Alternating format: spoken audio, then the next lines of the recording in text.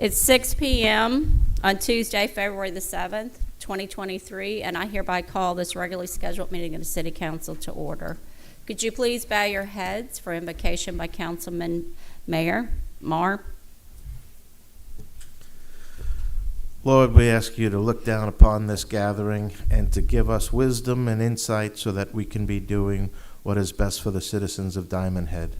We ask you to watch over all the leaders in our country, and we ask you, Lord, to help everybody learn how to love one another better. Amen. Amen.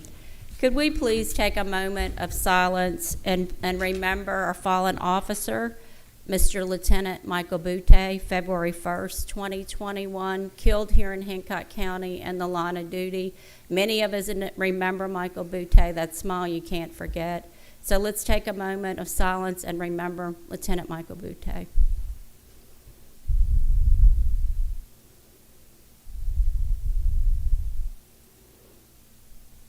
Please stand for the Pledge of Allegiance.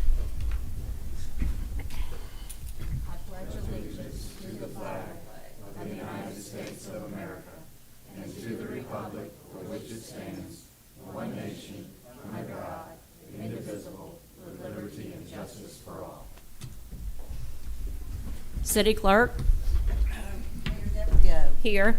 Councilmember Finley. Here. Councilmember Lisi. Here. Councilmember Cumberland. Here. Councilmember Clark. Here. Councilmember Marr. Here. Could I get a motion to either confirm or adjust agenda? I move to adjust the agenda. Okay. Regarding consent agenda number 5, I move to remove the payment to the Pickering firm in the amount of $8,000 from Makiki Drive. And also under the consent agenda number 7, I'd like to remove that item from the agenda. And then I'd like to add under the presentation agenda, something from the Diamond Head Senior Village Steering Committee. Could I get a second to adjust agenda as moved? Second. Second made by Councilman Cumberland. All in favor? Aye. The next regularly scheduled meeting of the City Council will be held here in Council Chambers, February 22nd, 2023 at 6 p.m., City Hall Council Chambers. The City Hall will be closed on Monday, February 20th, 23 in observance of President's Day, and Tuesday, February 21st, 2023 in observance of Mardi Gras. With that, we're going to move into the presentation of the Diamond Head Senior Village, and I see we have a lot of the village here tonight, rows of the village. So we wanted to update the council. You all asked for an update. We've been working with the staff, so we wanted to give the council an update of where we are. So I'm now moving into the village role. I'm not the mayor. Somebody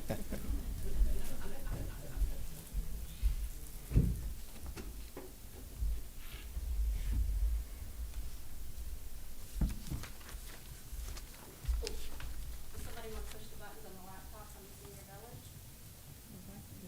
Well, Mary, you're going to start the presentation.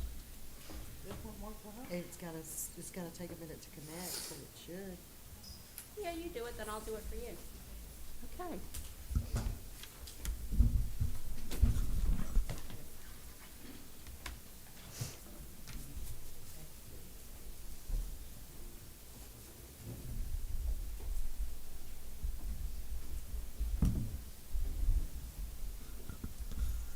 All right, so we're here tonight updating the council on what's been going on at the Senior Village on our first 6 weeks. And we have got so much to talk about. It was a lot bigger than we ever anticipated, a lot bigger. So we're very excited about that. Again, the mission of the Senior Village is to enable senior residents in Diamond Head to age in place as well as possible for as long as possible with dignity, joy, and respect. The first event we had at the Senior Village was here in City Hall and Council Chambers, and a few of the council members did attend. We had 60 members sign up that day, but it was estimated to be between 100 and 200 seniors that walked through City Hall and engaged in our Senior Day. So much happened that day. A lot of residents signed up to join the Senior Village, and it was the first official kickoff. And we can't say enough thanks to SMPDD and the Area on Aging for helping Diamond Head Senior Village get off the ground and for hosting this fabulous event. The next event, and here's photos from, we're going to give you photos on every event that we had. So here's photos from the Senior Village Day. Next, we had our kickoff meeting. We had 30 members attend this meeting. We had, and what we did, because you all had asked us to do surveys, each event we did score sheets. On this event, we had 26 excellent and 4 good, so the seniors are enjoying them. And looking at, and I'm not going to read every one of these off, but you all can see things that they'd like to see added, things that they enjoyed at the event, and things that they did not like that we can improve better. And one of the things that we see, and you're going to see repetitively, is a PA system, so we're working on that. It's difficult to hear, across the room with everybody having a good time. And name tags, and today we did receive our name tags, so we're improving with that. Here's the events, and it was a big Mardi Gras event. We all had a great time. We had some face painting going on, king cake. It was a wonderful event. The next event we had 32 members added, and it was here in council chambers, and it was with Mr. Bingle's daughter, who was a Diamond Head resident, who came and brought the original Mr. Bingle right here in City Hall. He sat right there by Chuck, and it was fabulous. So we had we got all excellence. So that was a wonderful received event. We had a few things that we need to work on, and here's some photos from that event. And I do want to give a shout out to Councilman Clark there with Rouse's. Look at the cake that Rouse's made for Mr. Bingle's day here in Diamond Head. It was beautiful. Residents enjoyed it, great turnout. Moving on to our next event, we had the Garden Club come. We had 49 members that day. Again, all excellent. Seniors enjoyed the event. They made flower arrangements. Some of the arrangements were donated to Woodland Village, and some of the residents took them there. So not only are we having a good time collectively together socializing, we're reaching out to other seniors in Diamond Head. And here's some photos. And I see some of the members sitting behind me in those photos. Specifically, Vicki, you tend to stand out there. Okay, next we had the Hancock County Veteran Service Officer and bingo, and we had 40 members attend this event, and we had almost all excellence. Is that 26 and 4 good? Few things that they, mentioned, again, the name tags and the PA. And I see that we have District 3 Supervisor just walked in, Mr. Cody Canan. Thank you very much for allowing your service officer to come. This was such a wonderful event. The residents had a lot of questions for the VA officer. He was able to answer all the questions, and with nearly 1,000 veterans living here in Diamond Head, we can't thank Hancock County. Cody Canan, we cannot thank you enough for this service because it really is beneficial. So, and then after that, we played bingo with prizes, and it was wonderful. We had a good time. Here's photos from that event. There's Vicki again. Now we moved on to, and line dancing is not typically going to be something that we do, but this day line dancing came over from the community center to our senior village to show what they do. So we are, being that we're a village, now we're sharing this on our calendar to let everybody know that you can go do line dancing at the community center on Thursdays. And it coincides with what's going on at the senior village, but we're sharing our calendar to let all seniors know of all events going on in Hancock County. We were having so much time that day, and we almost had 50 members. We failed to get the surveys out, but we had a great time. And we did cornhole toss that day. And I won't say, but there was a gentleman, a resident, that beat the mayor very badly. And if Captain Luther, if you need his tag number, I'm kidding, but he really did. We had the best time. We had the best time playing cornhole toss. Next, we move on to soft senior stretch and Haji game. Soft senior stretch was learning how to stretch, which is very critical and crucial to seniors as we age. And it's sitting in a chair learning different movements. And after that, we played a hygiene game, which is over 300 questions that you can get together and answer. We sat in groups. This is a great socialization game, and everybody seemed to have enjoyed it. We had 35 members at this event. And here's some photos from that day. And all these photos are posted on the Facebook page, the Diamond Head Senior Village. If you all want to go look, every event that we do is on there. The Crafty Chicks, 44 members showed up this day. And this was the day that we had made Valentine cards. And I believe that says 26, Chuck? Okay, it was 26 and 4 again on the excellent and good. The Crafty Chicks came. They brought all the supplies. The residents made Valentine cards. You know, we had refreshments. It was also a great event. We can't thank them enough for coming and doing what they did, and they're coming back and having an event with us in March. And there's the photos from the Crafty Chicks. Coming up this week, today, we had a Super Bowl party. Our city manager came, and he and I threw some footballs into the football blow-up man. We had a great time at the Super Bowl party. We had nachos. Solace Hospice came. Diamond Head residents, all 3 of them that are working with Solace Hospice. We played games. We had, like I said, nachos, cupcakes, but most importantly, we all had fun socializing together. On Thursday, February the 9th, we've got Chief Munger coming, and he's going to tell us what's going on with the fire department and talk about safety and fire concerns.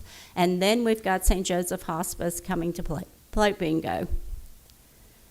The remainder of the month, so February 14th, this is something that we did, that we signed up with our first sign-up class. We had a resident in Diamond Head, actually a couple, that gave each other their Christmas gift was to donate $1,000 to the senior village, and that was to pay for the balancing act class for 30 residents in the city of Diamond Head. So we've had these seniors, 15, sign up for the first class that's starting February the 14th. It's a 5-week session. Followed by that, we have 15 seniors that will follow for the remaining 5 weeks, and we also have a waiting list of seniors that do wish to take this class. So we're very appreciative to the couple that gave that for their Christmas present to the Diamond Head Senior Village, and we're excited to see how this works. Upcoming events on the February calendar. We're having a Valentine's party. We're having bingo with St. Joseph's Hospice. We are having Healthy Habits for All. And we're having, I'm going to have to get closer.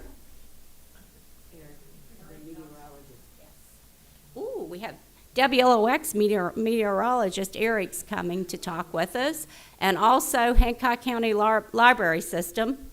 Again, District 3 Supervisor, thank you. The library system's phenomenal, and they offer a lot of things for seniors. So we have got John coming to talk to us from the library for events that they offer for seniors, and we intend to add that to our calendar so that we can know what's going on as well at the library system. March events, our March calendar is just about completely full. I'm not going to read all those off, but we're now taking events for April. So if anybody wants to sign up to the Senior Village and come do some events, just reach out and let us know. So before we move forward with that, I just want to share some numbers that we're having. So we started out the first week with 30. I'm going to let you come take over, Mary. So we started out the first week with 30 members, and steadily we're growing very rapidly. It's only been 6 weeks. Today, I think we had 46. Don't quote me on the number, but it's been averaging 49, 50. So we are getting a lot of use out of the activity room, and and I hate to say it, we're outgrowing the activity room. Not that I hate to say it, but I'm saying the program is working. We're very excited. Everyone is engaged. We're having a good time, and we're providing a service for seniors that's never been offered in Diamond Head before, and it's being received very well. The Diamond Head Senior Village has gone out to other senior centers in the area, And Diamond Head Senior Village is already far exceeding the numbers of adjacent senior centers along the coast. So with that, who's on the Diamond Head Senior Village Steering Committee? Who goes to the Diamond Head Senior Village? Okay, thank y'all. So without this group here, we wouldn't have a village and we wouldn't have the participants. I'm now going to turn it over to Miss Mary Coyne that's going to let you know what we have done from the board side.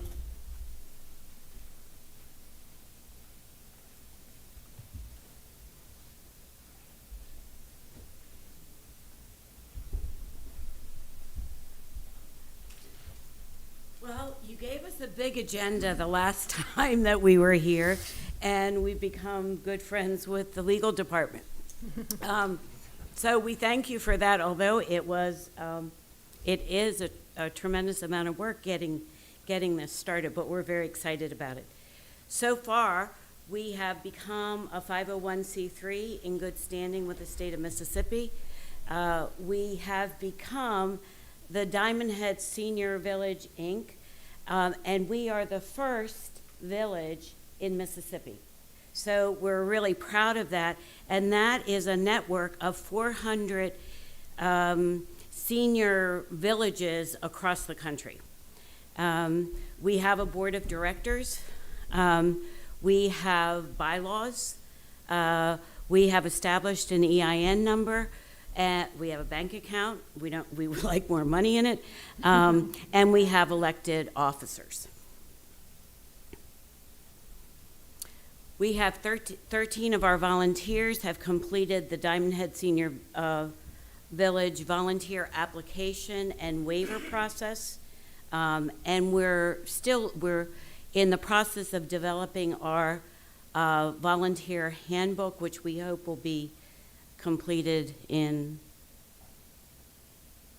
2 to 3 weeks.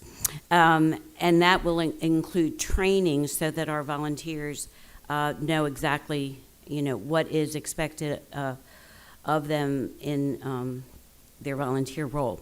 From May 2022 to February 2nd of 2023, we've had over 205, actually it's 210 today, residents of Diamond Head who have engaged in events sponsored by the Diamond Head Senior Village Steering Committee. From January 10th, 2023 to, and I'm going to give you as of today, we have 139 senior residents of Diamond Head that have participated in our events across the last 6 weeks. And we are, the legal department will be very happy about this because it's a religious experience for me to make sure their waivers are signed. So, and we have that available whenever you need that. We have a request. We are growing much faster than any of us ever anticipated. We have a request to use the kitchen not for cooking, but for plating the snacks that we prepare. We don't want to use ovens, but we would like to store our snacks in the fridge. We need a sanitized area to plate prepared snacks for members and a proper area to clean serving dishes and utensils. So we need the sink. So that is a request that we have of you today. And you can discuss that later. We have another request, and that is a request to City Council to use the chapel. We are exceeding the limits of the activity room number, which says that we can have 54 people. We'll have 50, we had 46 people today. So this is growing much faster than we anticipated. We request that we clean the chapel ourselves and use this as soon as it is cleaned, so that because we're exceeding the limit in the activity room.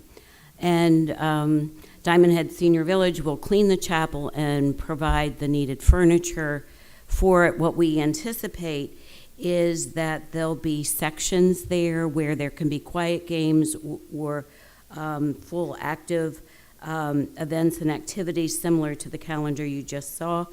The advantage is that there's a handicap accessible bathroom. It has windows. We could baptize people on the side, but we probably won't.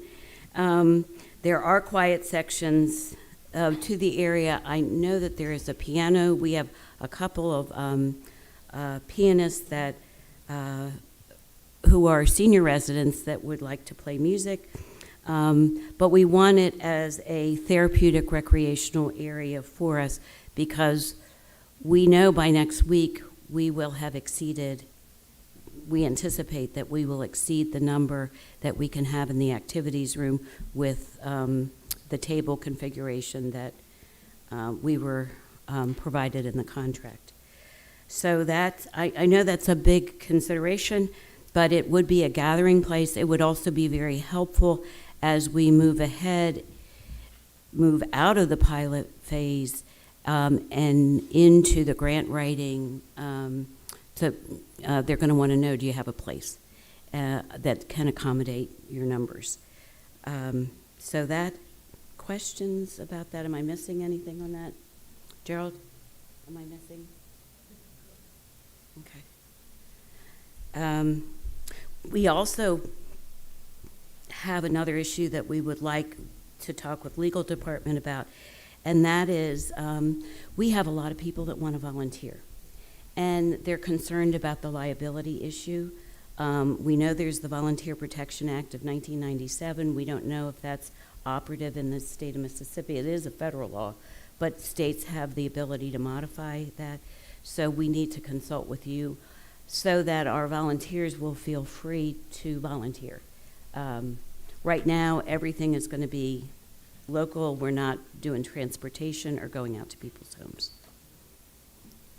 Do you have questions about the requests?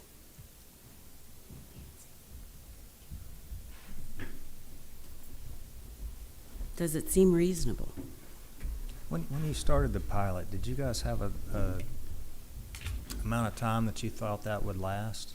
Number of weeks or months? Or? Well, what we said to City Council is we wanted to go from January 10th of 2023 to the last Thursday in June, which I think is June 29th, 2023, because we didn't know if people were going to come. Right. Well, they're coming. And we want to be responsive, and we don't want to turn people away because we think we have a good thing going. Yeah. We don't want to compete with, we actually want to complement all of the services, whether they're provided by the POA, the library, whatever group is. What we want is very informed seniors, and so that's why you'll see a lot of business. We're calling businesses in to, like, time of use through Coast Electric. How can you save money on that? How do you pursue veterans benefits? So we want it to be informative and fun. Group, did I miss anything? So the village did not anticipate the growth to be this rapid. Right. It's just, it's taken off. All the seniors are having a great time. I think we're all having a great time, right? It's a place that I think a lot of it has to do with a lot of people were closed up for COVID for so long, and now there's a place to go. There's a place to socialize. I went through over 400 surveys on Saturday. Probably 150 people repeatedly answered socialization. So people want to have a place to come to socialize and to have fun events, but also it's a learning place. And we haven't even started getting our villages together, which is joining with other partners. You know, we've got Pearlington Library that's coming to do an event with us, and we're going to do an event with them. But we haven't even begun to get the villages connected with other entities like the Board of Supervisors and the library. And when we do that, it's even going to grow bigger. So using the chapel would be a would It- be a benefit because that used to be a chapel with a lot of pews and probably held 100 people. So we could use that for a while until we outgrew that. And we also, we clean the activities room very well when we exit and make sure that's ready for the next, whatever group is coming in next. We are very grateful to John for providing us with a storage area in the back, but we've even outgrown that because people are donating games. And but the chapel would provide us with more space, and also that we wouldn't have to lift and move so many tables. That would be helpful. So you said the chapel can hold about 100 people? Maybe more. Okay. So what is the plan after that? We got anything in mind? When you grow out of that? Because it sounds like y'all going to grow out of that really quickly as well. Well, I know that for grants that we have to go through SMPDD, Area Agency on Aging, is they're going to want a physical space, a place for a senior gathering in order to fund us. And they have two grants that we are eligible for. One is to provide for the center itself, so that it can go across the year. They also have a nutrition grant, and Chuck, we haven't even gotten to the people who need food yet. And I know that people think, oh, in Diamond Head people don't need meals, but that's not what the data is telling us. And we haven't even gotten to those folks yet because they're either not mobile enough to get here, or they're caring for someone else in their home, and they can't get out. But we anticipate that I think the board anticipates that we would like to provide meals to people. We have to get at who they are, how many there are. But right now, we need a place for the people who are mobile and able to gather. And I would it's- say that's permanent.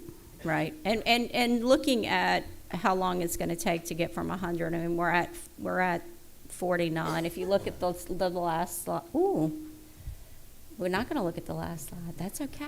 No, because I told Tammy that was fine. So if you look at the last slide, you'll see 49. We had a red bar that showed the 54. So we're very close, and I'm assuming the fire department had set that capacity. I don't know, it was set many years ago, but it's 54 in the activity room, and that's what the lease says that we have to sign. So we know that the chapel had a lot of benches in it, so it may be way over 100. We're going to have to get them to come in here and see. But to be able to use it, I feel confident we can get through June. At that point, we can apply for grants. We need to be able to have the numbers, the stats, the documents, and the backup to be able to apply for grants. So what's really good is the information you asked us to provide you with across the pilot is the same data that we'll use in submitting a grant for a senior center. I had something, I think I have something that y'all can borrow for a PA system. Oh, So thank get you. one. So Oh, I'll get that to thank you. y'all. We'd also like to invite the council. We had John come today, and he was throwing footballs, right? It's on Facebook. It's on On Facebook. Diamond Head But Senior Village. people really want to hear from you, too. So we would hope that on Tuesday or Thursday, these folks are also your constituents, and they want to see you and hear from you, and it's a good opportunity. Okay, so if you can consider both those motions, maybe on the next agenda, have something or not, but let us know what direction so that, this is a service for seniors in the city of Diamond Head, and we've got a lot of interest, so we need to figure out how we're going to make this work. Thank you, Diamond Head Steering Committee and members. And we didn't add this, but we did hand legal both the agreement and the contract tonight that had the markups from the meeting that we all had on Monday. Okay, moving right along to city manager's report. All right. Thank you, Mayor. I'm sorry. Okay, go ahead. Is Ben gonna come up now? Because They're he gonna just be a stood part up. of mine. Okay. They're gonna be a part after. Okay. I'll run through these quickly. First off, we have several projects still going on. McKeekee Drive. I am meeting with the engineer and the contractor tomorrow, along with our city engineer, to discuss that project. Hilo Way, I'm actually met with the contractor and the engineer to do a final walkthrough this morning. Everything looks good. They have one punch list item that they're gonna correct, and then they'll be able to submit for final payment. Met with a traffic study as far as coming down on Golf Club Drive and High Point and Country Club Drive intersection. Met with both the POA president as well as the general manager.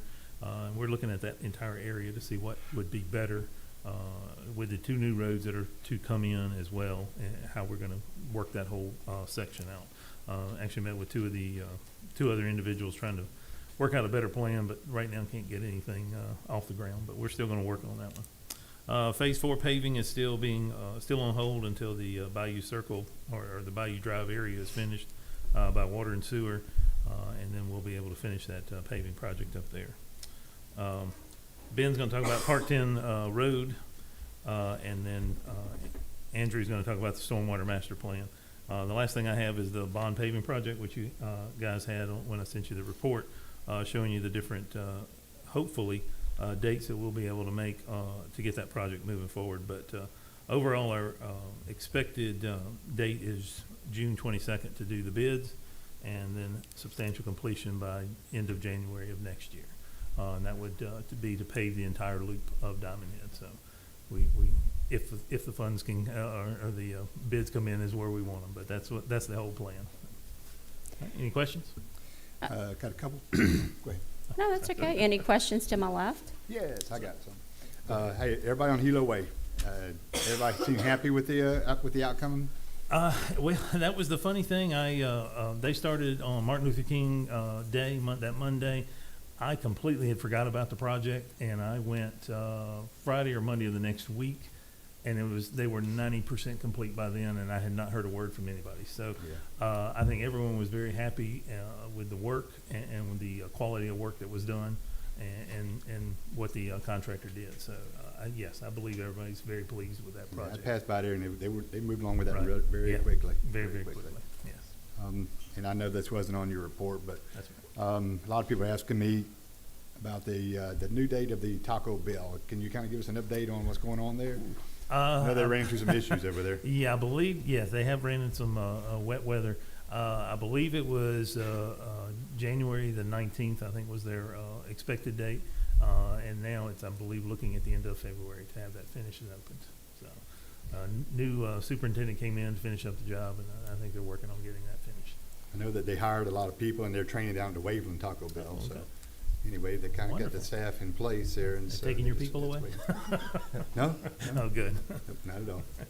All right, John, appreciate it. Well, No well, and problem. he brought up something. How about the hotel? What's going on with that? Nothing new on the hotel. Still just hopefully the gentleman will he has an architect, and the architect's doing I think the site review of and get back with us on what items need to be fixed, and actually pull a permit for work on that. So hopefully we'll hear something soon from them. But I'll follow up and make sure. Still no sprinkler system. Not that I know of yet. All right, any questions to my right? So just, John, a little bit more about the hotel. So did he put the sprinkler system in? Not at this time. They have done no major construction work of any kind over there Okay, I at this noticed some time. new paint on the Yeah. outside. I didn't know. Pretty much so far. Yeah, they've not pulled any permits to do any Okay. type of work like that at this point. So, John, the good news is he did retain an architect. That's a good first step. So Sure. they'll be looking at it and, going over what needs to be done on his end, and he'll present that plan to the city when he moves to pull permits if needed. Okay, thank you. All right. I had a few questions. Are we finished to my right? Okay. So talking about the bond project and something that's very critical that we need to, because this is Diamond Head Drive, the complete circle around Diamond Head Drive. The city, y'all know we took the bond out for this paving project, which is going to be the complete Diamond Head Drive circle. And I'm hoping we're fitting Bayou Drive in there, because that always was the plan. There's no money for Bayou I Drive. don't believe so, no. Are we doing the golf cart path? Because that does not need to be included in this. If we're Uh, wasting asphalt on the whole area. And the other thing, and I had a resident mention this as well as, I want to mention it to make sure that we know. When we're milling out and tying into these driveways, and we're not, if we're not messing with the golf cart path, then it's not an issue. And I don't know why would be using the bond money to do the golf cart path. The driving path of the road, I can totally see. But if we're pulling up and doing the golf cart path, a lot of these residents have spent a lot of money on Diamond Head Drive North with their driveways, and they don't hold water, and everything is wonderful. So if we're gonna put asphalt in the golf cart path, we need to make sure that we mill out the asphalt that ties into the existing driveways, so that we don't have a difference in height and we start holding water, because everything's draining well now. So looking at that, and we need to look at that, John, look at that as far as doing the golf cart path. Because if that's included in the bond, that's probably why we can't do Bayou. It is included in the bond, it's to do the entire multimodal path as well as the road portion. So, and it's actually to make it all an even dimension around as well as much as possible. There are some areas that are just a lot narrower than others, but it's to make I forgot the numbers exactly, so I'll say some, but it probably is not right. 15-foot roadway with 6 feet or 9 feet of multimodal path, depending on the area of. Haven't we applied for a multimodal path grant? And no, we did a study on it to determine that what it would take and it's only going to just be striping is all it is on that path. Right, so can we look at possible grant funding for a multimodal path and then see what there is out there? Because it's a lot easier to get funding for a multimodal path than it is you can't get any to pave a road. Right. If we looked at that and then looked at not doing the golf cart path and then having funds for Bayou Drive, that may be a better way to spend. Well, unfortunately, a lot of those areas, especially on Diamond Drive East and so forth, the whole road, regardless of the multimodal path or the roadway itself, it all is going to have to get fixed as a whole. So I don't know if we can differentiate that, but I'll speak with the engineer Speak about to that. the engineer about that, because I think that'd be a cost-effective method to be able to get Bayou Drive, because Bayou Drive definitely needs to be done as well. So we're And- gonna have the roadway new and the cart path. We have to know that it's gonna be more efficient to do it at one time. Or the Maybe it might multimodal even path. cost- Might even cost double to do it.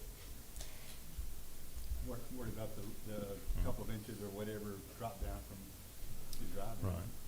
Right. Yeah, oh, no, it won't be. It'll be flush, because you'll mill it out.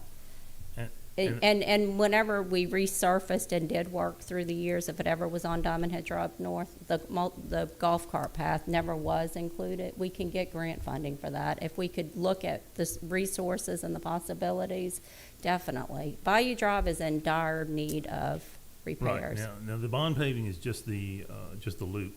We still have this year's paving money. We haven't looked at what project we want to do on that one. So that could be Bayou Drive in and of itself.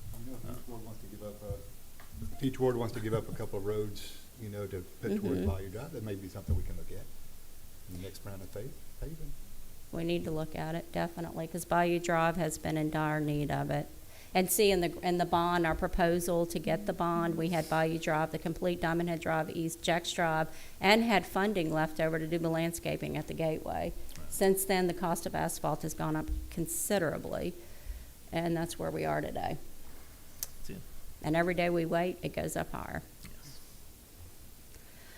Okay, the other thing that I have was we had, and I want to mention this to see if we can maybe do better in the future or something, but we had a young couple move in to get a trailer permit, and they were very concerned because they felt they didn't get the proper paperwork to start with, and they are moving out now. So can we make sure that when somebody moves in with a mobile home that they know they have to do, and the building department may have said this, I just want to reiterate, they have to have the carport. They can do the pervious driveway, but it's got to have the grid system on it. And they may have told them this, but if we can make a sheet so that they know that these expenses also come with, and if you pull the permit, you're gonna have all these costs associated with it, so that they're not caught at the end. And, because unlike a home, you know, you've got a 1-year warranty you can go in. On mobile homes, they give you 45 days to go in and do the punch list. So if you're trying to get something done and you spend your 45 days trying to get a permit, then you have a mobile home and you hadn't been able to check it, and it is what it is. So if we can make sure we had one document to let that know, so this doesn't happen to someone else. We can do that. Okay? That's all I had. Anything else? All right, so Mr. Benvenuti. Oh, I had one more thing. I'm so sorry. The update on Diamond Head West at Iki Kaliki. Yes, ma'am. That's gonna be in this report. Oh, okay. So all of you that came to hear that, here it is. It's going to be in this report. Well, not this one, the next one. Oh, okay.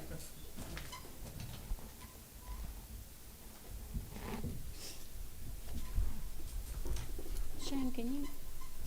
Thank you.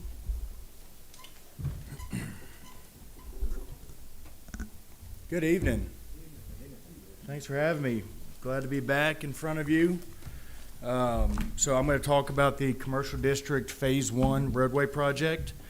As you recall, I think in December we came to you, presented our plans. You had some good feedback. We went back to the design table, made a few modifications, and we think we have a good product to you for your approval and authorization of bid. So I'm going to run through those changes and just give you another look at the plans. Again, this is Phase 1, so if you're looking at the screen, and I don't know if this will, maybe we'll work on this screen. We're going from the bowling alley on Park 10 Lane, extending to Noma Circle, and then we're also going to connect Leisure Time down to the new road at Park 10 Lane.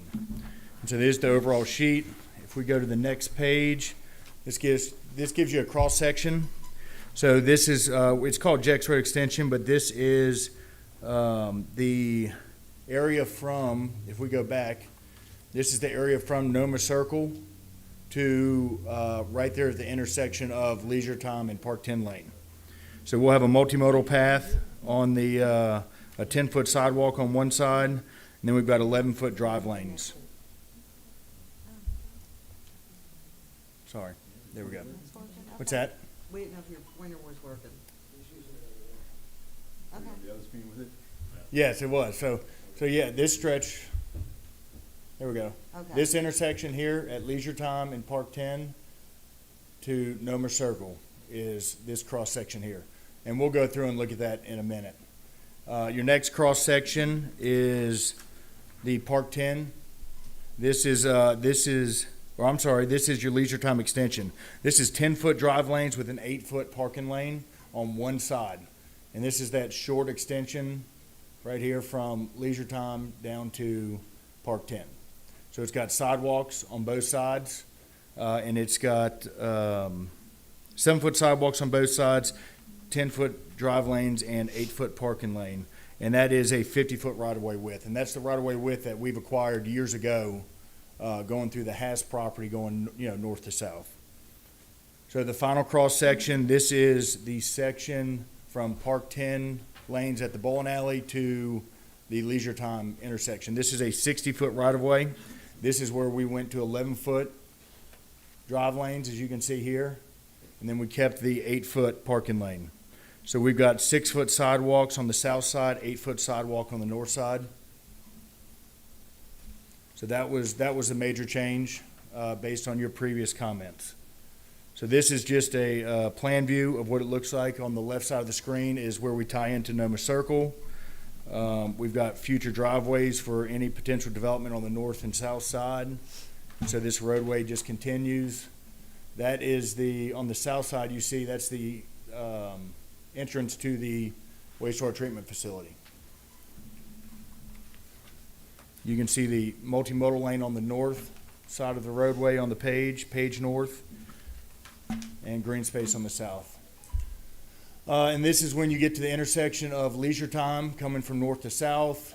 the Park 10 extension going to Noma Circles on your left, and then the Park 10 extension from the bowling alley to this intersection is on the right. This is where it transitions to 11-foot drive lanes. Excuse me, it was already 11-foot, right? From Noma Circle all the way into the bowling alley is 11-foot drive lanes, that whole thoroughfare. But we've got parallel parking on both sides. You can see on the south, this is Diamond Head Water and Sewer District. That is they have existing perpendicular parking. We have changed that to diagonal parking on their property, and we've also relocated their night drop box. If you remember, their night drop box was on the east side of their building on that little loop. That loop access is gone, so we gave them a loop, and it's broken in 2 sheets, I apologize, but we gave them a loop where they can turn in on the west side, park to go in the building, or they can continue and just drop off. There's a night box we're relocating right there.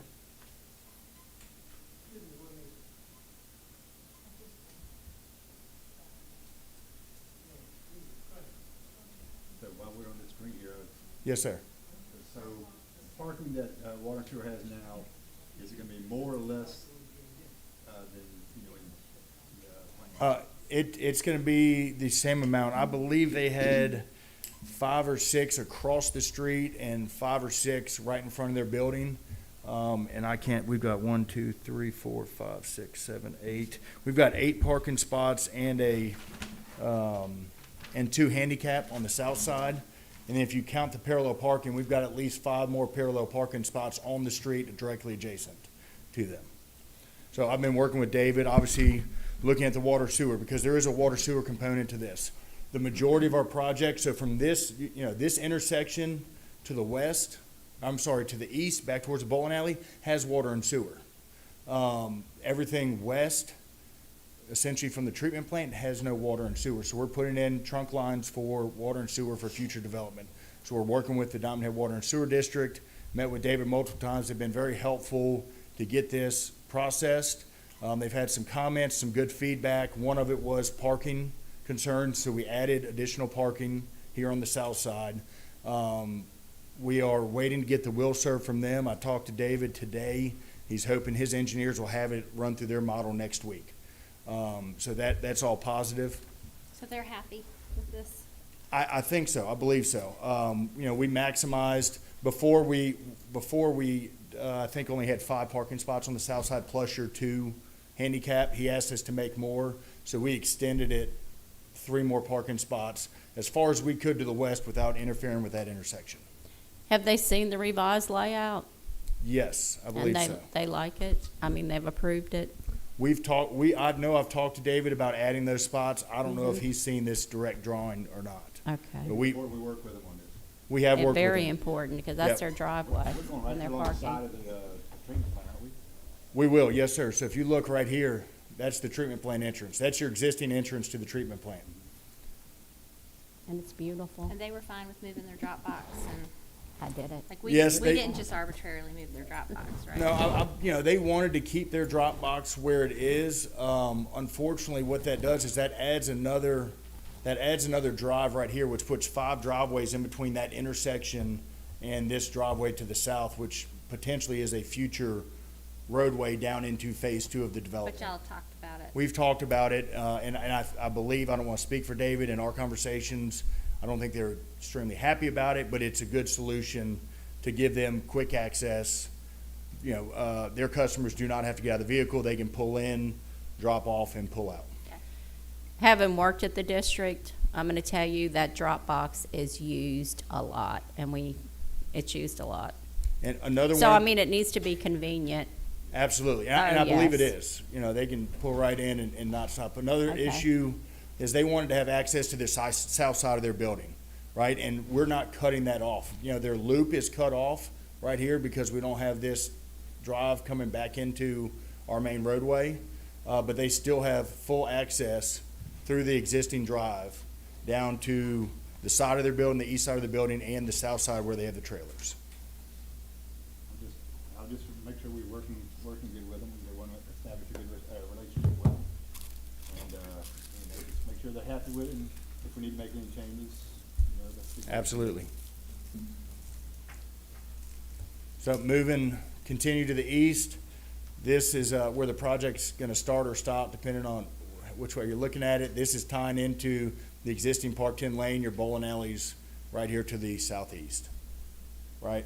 So depending on what direction we go in for phase 2, we may go south at this point. We may continue to the intersection and connect to where MDOT's improving. With that said, I'll stop for any questions. What was the roadway width again between the bowling alley and the water sewer district? 11 feet drive lanes, 8-foot parking bays. You know, we had talked to keeping It was the 9 current the last width. time, so this is quite No, it was impressive. 8. It was 8? It was 8, and we talked about going to 7, and we didn't feel Okay. comfortable going to 7 and increasing the width, so we went ahead and moved curb lines. We Excellent. moved our curb line on the north by 2 feet, which reduced our multimodal path sidewalk on the north side by 2 feet, but it's still 8 feet. I mean, it's plenty width. So we moved that northern curb line to get 2 more feet of travel lane and keep the 8-foot parking. Can you email us this so we can look at Absolutely. it closer? Thank you. No, that's a great change. That needed to be done, so So that thank whole you. thoroughfare from the bowling alley to Noma will be 11-foot drive lanes. Excellent. That was our biggest concern, Yes, ma'am. because that was quite narrow. It was 9 feet at one point. It was a parking width, space width. 9 plus gutter, yeah, that's correct, 9 plus gutter. So, we've worked hard, we're very close to getting the will serve. Another thing I'd like to ask you to do is, permission to advertise, and so we can start that process. What we've got is the dates would be to advertise currently on the 23rd of February and the 2nd of March, with a bid opening on the 28th of March. If we get that approval today, obviously, we'll need the will serve from the district before we advertise. There will be probably a 3, possibly 4-week period for Department of Health and DEQ approval, but I don't see any issue with advertising to make that time up while we're getting approval for our water and sewer. So what was the soonest that you would, yeah, if everything went well, what's the soonest that we would see some groundbreaking on this? Let me get my calculator. Or calendar. We're not talking about years, right? We're talking about maybe a month. Oh, no, we're Probably not the talking about beginning years, no, of sir. I'm ready May. to start that tomorrow if you're ready, okay? So, The you know, beginning this of May. is a fairly large project. We received bids on the 28th. More than likely, you're issuing a notice of award. You could potentially issue a notice of award on the 4th of April. A contract on the 18th of April would be the soonest. You'd be signing a contract with your contractor. And so procurement of materials, you know, early or mid to late May, you're probably breaking ground, if not sooner, depending on how he approaches it. You can usually do 30 to 60 days out from the time the bids are open, and you won't be disappointed. I just wanted to hear you say it. I understand. We wrote it down. Ben Everybody heard said that. on February Mid- 7th. Yeah, middle to late May, we should be breaking ground for sure. That's awesome. So that'll be exciting. And then we'll roll right into phase 2 and keep progressing. Anything on East Aloha Phase 2? I will get you that date on that one. Yes, sir. While this is all going on, when are we going to be looking at the Noma Drive going down by the football fields where the road's a mess and everybody keeps complaining every football season? When is that gonna be on the agenda to be reconstructed? Great question. We've completed the survey. We've completed the geotech analysis on it as well. So we are in full-fledged design right now. I don't want to speak for Andrew, but I mean, that's high on the priority list. That will happen before phase 2 of commercial district. That will end up being phase 2, even though it was funded later. That will turn into phase 2. Our goal, I'll give you a hard date at the next meeting, but Early summer, we could be looking at something like that May start time for commercial district, we probably could be going for advertisement about that time. okay. So if we advertise in May, then we're looking June, July, starting to break ground. All right, thanks. It's all happening at once. It'll be great. It'll be great. I mean, it'll be great to have both those roads under construction at once. Mhm. I think they'll work well together. Excellent. It will. And then we're open for business. You're right. Right at that time, exit 16 will be kicking off and everything will be happening there. It'll be a lot of construction, but I think it'll be good to have it going at the same time. Exactly. Well, thank you. Excellent. You're welcome. Thank y'all very much. Thanks, Ben.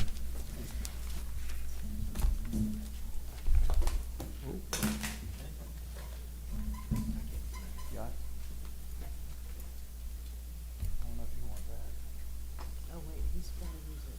Oh, you got a different one?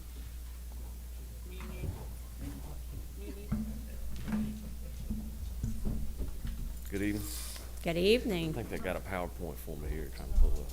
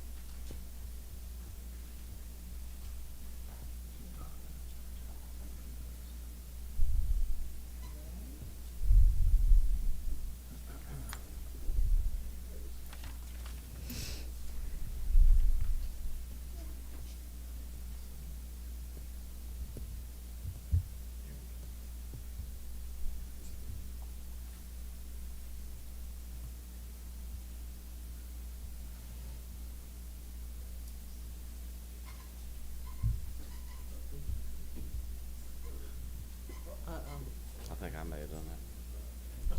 There it is. Okay. All right. Got it. Good evening. I know Good there's been a evening. lot of questions about the master plan in different areas, and plus it's been time enough anyway, we needed to give an update on it. So what, we were asked to complete a stormwater planning study for Watershed A and Drainage Area 55 and 56 with additional focus on properties that had flooded from Claudette. Those properties amounted to about 50 different residences that we had looked at various locations throughout those, excuse me, those drainage areas.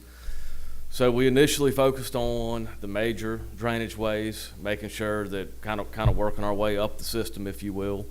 Most of our modeling indicated that we had capacity for the riverine flooding condition in all of those major tributaries or streams or what have you. So next we started to look at some of the local areas in the vicinity of these properties and also with locations that the city had provided. We also looked at finished floor elevations of those properties, and we've been coordinating with the city, and I understand some of those are eligible for some hazard mitigation through FEMA, so I know there's some next steps on that as well. So this is the areas that we really kind of concentrated on. And so what really kind of made sense as we were going through this is we had a few projects that really probably need A, more engineering and design, and B, probably need to go out for procurement. So would have to go out, through bidding and whatnot for a contractor. And then some of these other smaller ones that are really kind of more of these local issues that we felt like that Public Works could address themselves. We sat down and talked with Ty, talked with John, and gone through this list, and so everybody's comfortable with what we've got on that list for Public Works to be able to address. So first is Kaliki Way. I'll just go right into it here. So I don't know how well you can see it. I can point here, right? Okay. Okay, so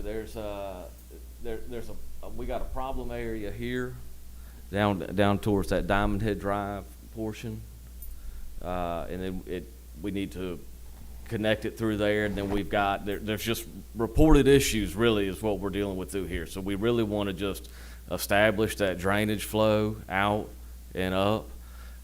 There's reports of just low-lying areas here, so we're proposing to construct some swales to relieve that. Locating it around some areas that are currently undeveloped. We've also got the property, I believe it's right here, that it's a blocked drain pipe that goes right through, a lady's yard, right in her driveway. It's at and the all. intersection of Kaliki Way and Amoka. Yes, I'm terrible with the names. No, that's around here. okay, but, and we're starting back at Diamond Head Drive North. Yes. Then we subsurface under, we go to, Aiki Drive. Mhm. And that area, the water goes over the street when it rains. Mhm. And then we have the horrible issues on Kaliki. So this is all starting at North and going. Yes. But originating some of it on Comey. Yes, Okay. and so we're at that blocked portion where you said it spills over at Aiki. Yes. Oh, We're yes. gonna route that around and tie that, but where we can get it, it's running right through somebody's property right now. Looks like it was two lots that may have been combined, that, it may have been along Yes, the yes, property it line is. at one point. You're exactly correct. So we need to route that around, and obviously we'll increase that capacity going through there. And then there's like a double barrel 24-inch pipe here, I believe it is. And then it turns into a 36 driveway culvert, and then it turns into a 30 driveway culvert, and then it goes 24, 24, and 24, and 24. So what we want to do is, at that 36-inch, we want to make it at least 36 all the way around.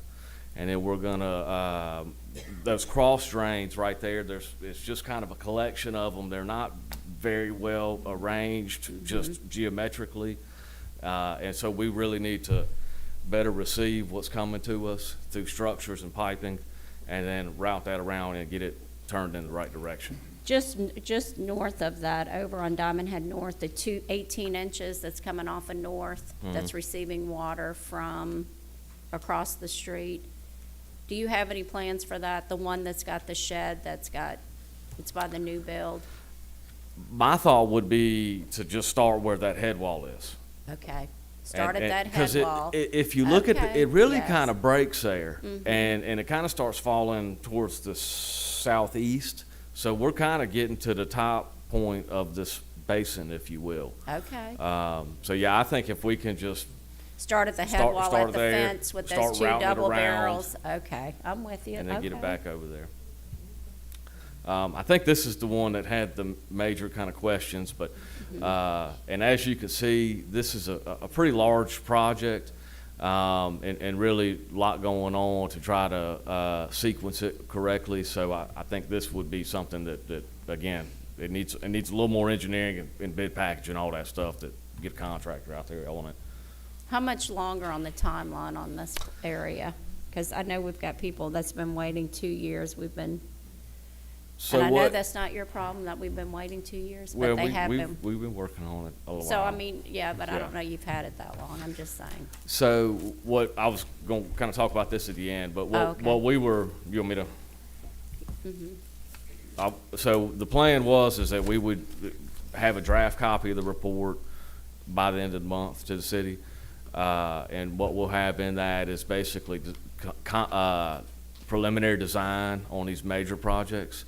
And then on the public works projects, it would just be design drawings. They can just pull out and go do what they need to do with elevations and everything that we give them. So that would be the plan, that, you know, by the end of the month, we've got a report to the city, and then we can proceed to next steps. I mean, have to get a different work assignment or what have you to address the other projects. But at that point, next month, start of next month, we could go right into the next phase. Okay. So this is Turnberry. This is, I think for the most part, everybody has kind of seen this. So this is what we had talked about back in some of the early drainage studies, was the, upsizing the box culvert, Mahalahuli, doing some pond dredging. We did the work at the weir. That pond probably needs to be dredged again. That pond looks terrible. It's That very pond- shallow. It's very shallow, but it looks awful. Is there anything we can do to? From a from sediment just- or just like? aesthetically, to No, make it- look better? When it rains, it's draining off too quickly, so we've got to get the elevation set right. It's not set right. So we've got two little ducks that live there, and half the time they're scrounging for water. And we all know the ducks because everybody feeds them. Two little ducks, it does look horrible. That has got to be, the elevation needs to be corrected on that. Well, when we lowered the weir, we really lowered the pond. Right. And so that's what we were trying to do. It's lowered. With the higher weir, it was backing up into the box culvert at Turnberry Drive, so it stayed full. So you didn't have full capacity on it, so that's why we lowered it, restored capacity to that box culvert. When we correct under Mahalohuli, at that point, can we adjust the level and get the water back in the pond? Because then you know you can receive it. Was it going out at Mahalohuli? I think that may be possible, but we would need to kind of revisit that box there. Can we and what we'd revisit? almost have to do is if we're going to do that, we need to raise that box up. Okay. So it'd be, rather than adding on a cell, it'd be a total reconstruction. But, so it is possible. I would ask y'all to please explore whatever you can do to. I wonder if they aerated it, if it There's may no do a water little to better. aerate. I'm with Councilwoman Lacey. It is awful. Awful. And the poor people that live there and have to, and it's part of the golf course, and it's just, Okay. it's really, really unsightly, and there are snakes, and it's just, it's a mess. And so anything that y'all can do to please keep that in mind as that goes forward would be appreciated. Yeah, and I think it's a function of depth. We need to go deeper with the pond. Yes. Right? We lost a lot of capacity when the POE went in and built that weir, and they had those small pipes that were capped. It rose, it elevated, increased the elevation, the still water elevation of the pond, and we actually had standing water in people's backyards up around Turnberry Way because the weir was raised. So when we lowered the weir, it removed the water, or lowered the water surface elevation, gave us more capacity during a storm event to prevent downstream flooding. What happens though is this is essentially a sediment trap. You know, it's channelized flow everywhere else north of this. Once it hits this pond, it spreads out, the velocities drop drastically, and when the velocities drop, all the sediment falls out. So it's gonna be a maintenance issue. I think we need to dig it deeper, and once we dig it deeper, it's just to get it on a routine schedule to remove that sediment, because that's the first sediment trap in this system. And so it's always gonna be the first one to build up. And so I Yep. think through regular maintenance and getting in a deeper maintenance cycle, we can increase that maintenance time, but we're always gonna have to maintain it. Well, then we need to, or we need to air, whatever, but we need to do It- something. And we can't aerate because it doesn't hold water. Right. It's not deep enough. No, it's not. So if we cleaned it out, the elevation needs to be lowered. But then you've got the sheet pile walls on the course, right? Because the green is right up against the pond. Right. You don't know the depth of the sheet pile walls. We can't go excavate right next to those walls without analyzing the failure of those walls. So we've got to stay a distance off, lower that pond. Once you lower the pond, provide more depth, it'll look cleaner and take longer before it fills up. Okay. So at the moment, we're talking about adding a cell on this box culvert, Mahalohuli, adding a cell onto this box culvert at Turnberry Drive, establishing a uniform cross-section and grade through this natural stream. And if we could get those banks protected and not have all that exposed sediment that can run off into this pond, that will help that issue. And then we'll do the increase the size of the culvert here at Turnberry Way. So this would be in lieu of the pond that we have talked about previously. Right. Calais Street, this one probably could potentially be a public works project. We really just got a couple driveway culverts that's right here that need to just be upsized. And then there's really no established drainage way through here. So there's a culvert here, and then the grade just kind of falls this way. And this is one of the properties that had the Claudette flooding. So we would go in and construct a swale. Which one are you pointing to? Oh, I'm sorry. I'm sorry, I'm,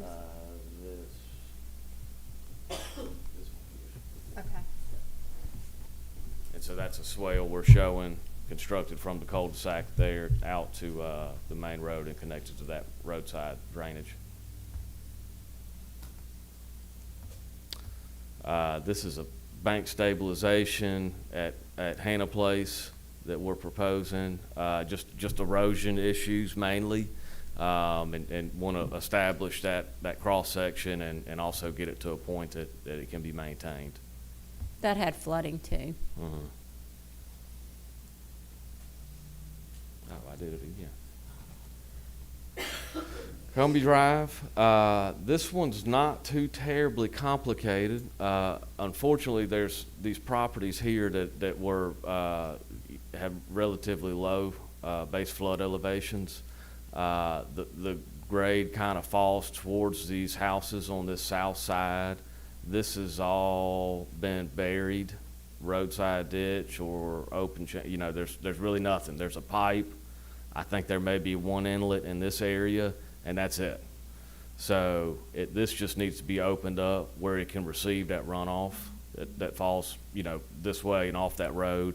And then we've got a culvert here that we need to replace. It's undersized.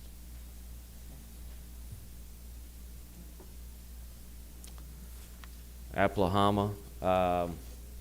This is again just a couple spots that we're replacing culverts that are either undersized or crushed or what have you. Just as we've gone through and collecting data, some of them we'll even see that they're laid backwards, so they just need to be laid in the direction of the, you know, design flow. This is Iona Street. This is one of the flooded properties, and this property is just surrounded by water. And I do think, the garage looked relatively low relative to the grade. So I do think maybe some site grading could help him out, or him or her. But, and then we'd have a stabilization project maybe at some point that could help lower some of this area here that could improve drainage around there. Did you look at the outfall ditches on Iona? Those ditches that are in the rear, because they are in dire need. I've walked them. They're in dire need of, and I hadn't walked them in a year, but before that, and they were in dire need of stabilization. Yes. I think that's one of the ones that we'll probably talk about in the report. The rear yards of Mhm. Iona? Mhm. Okay, because okay. So, I'm so sorry. That's okay. So that green was working on bank stabilization? Yes, it is. That's what we would have, you know, really, that's the major drainage way. And that's the drainage way that probably needs bank stabilization. So we're yes. talking about the flooding that was on the new build, and I was Mhm. there the day that happened, and it Mhm. came down, but we redirected the ditch on the new build, and Mhm. so, okay, so you're not widening the ditch? There's no room to widen it? Really, there's not, No. but also from what we have seen, there's no reason to. No reason to widen, So if okay. we could just stabilize those side slopes, that helps permitting also, because that's really maintenance. And so that'd be the best approach that we've seen. And so what we're, you know, obviously we'd like to have access along the length of all of these major tributaries so they can be maintained. So that kind of runs into boundary and acquisition and all that. Okay, thank you. Alacoca, similar to what we've seen, needs some excavation here. I can't read it that well, but cutting swales in, replacing pipes. It's pretty much all the same thing that we've seen. You know, backwards elevations are flat. Same thing here. Minimal capacity, or so we would look at. I believe this is a culvert here as it sits today, so we'd either look at either upsizing that or making that an open channel, whichever would work. Hannah Place. So this is a couple of the Claudette properties here. There's a high point in this drainage in the rear side that needs to be excavated and lowered and you know, just established. And then. Yeah, there's been flooding on Hannah Place. Mm-hmm. And then I think this one is maybe some site grading issues. I think that they could, you know, what we see a lot of times is the grade just kind of falls towards the back of the house or towards the front of the house, and there's not a whole lot of freeboard on those slabs. They are receiving a lot of water on Hannah Place. A lot of outfall comes behind them, Mhm. those homes right there, and I think that's probably what we need to look at as well. Diamond Head Drive East, Anahuli Place. This is pretty simple, just, there's a no real established swell here to that major natural kind of drainage way here, so we just, need to cut a ditch. Diamond Head Drive, there's an inlet here that connects to a cross drain, and that needs to be lowered and then establish a ditch through here. Better Is there established. not an outfall ditch there already? It's just not very well established. Okay. There is something, but it's pretty low on capacity. So this is what I had mentioned earlier. Next steps, we're wrapping up to get a submittal to the city by the end of February, breaking out the projects. The ones that are going to require more design are going to get to a preliminary design level for that report, and then we'll have the public works projects that we can just give them a final design on that they can implement. Wow. Any questions? That was awesome. Thank you. I really enjoyed every minute of it, but I love drainage. That was very well done. Thank you. Thank you. So once they come to the city after you send them, then city manager, what are we gonna do once we get the data on where we need to move? Several of these, or actually, we have applied for the state match of our ARPA money, and hopefully we'll get that, a Other decision two on that maybe. in the next couple of months. And as soon as we do, then we can look at each one of these projects. I've got them all put together and hope if the funding comes through, we'll be able to work on every one of those. So we just have to kind of wait and see how the funding comes through. Excellent. I just had something to tack onto that. How does this line up with the Wagner report from those priorities that were, just because I'm not Everything that's looking at the it. major projects are Uh-huh. all Wagner projects that we Okay. have, except for the Kaliki Aiki ones. That was not in the initial Wagner report at all. But we've got every one of the Wagner projects that they've identified covered either through already Go Mesa funds that we've already applied for and have been awarded, or that we have applied for and hope to get a decision on very soon. And then the state ARPA match money, as well as our local ARPA money that we've already put together. So we hope to have, we should have every project, if everything goes well, covered as far as funding on the Wagner report.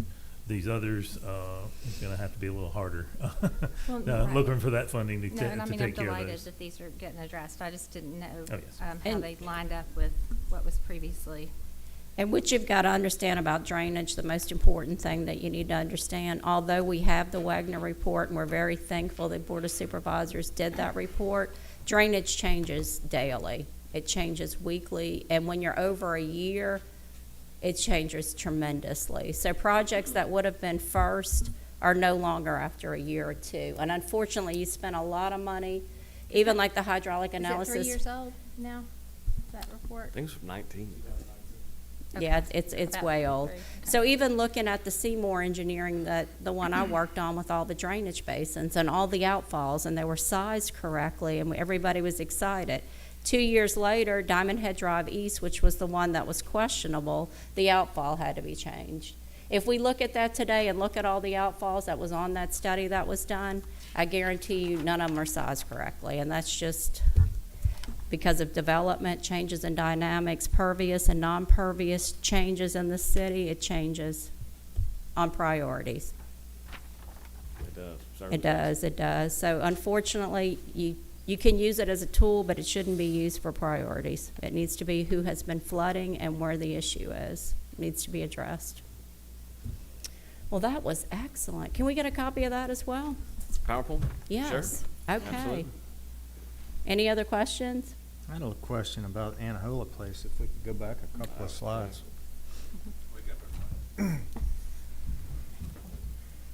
Oh, sorry.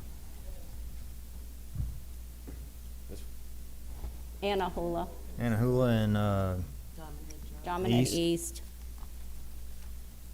yep, wait, go forward. Oh, that's Okay. part of it, It Kaylee, was the last how one, I Kaylee think. Street. Yeah, it was That the one right end. there, with the big green line in it. Right there. Go ahead. Yeah. Oh, okay. All right, so Kaylee was over here, right? Promise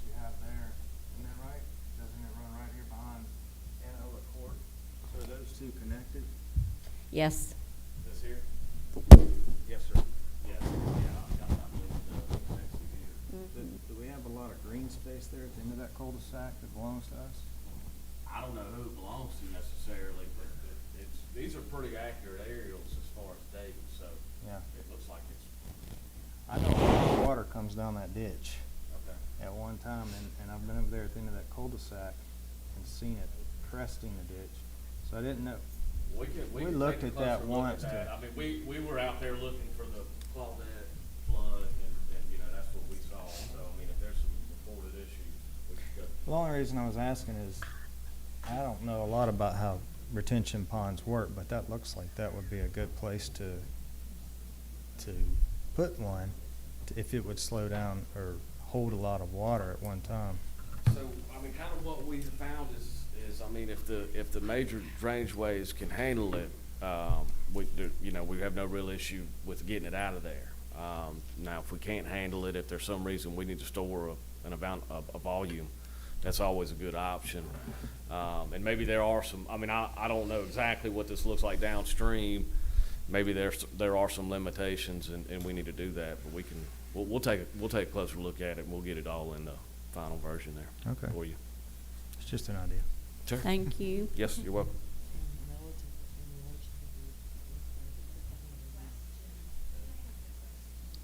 Normally, we don't allow this, Miss Vicky, but you can ask a question because we're being very nice tonight.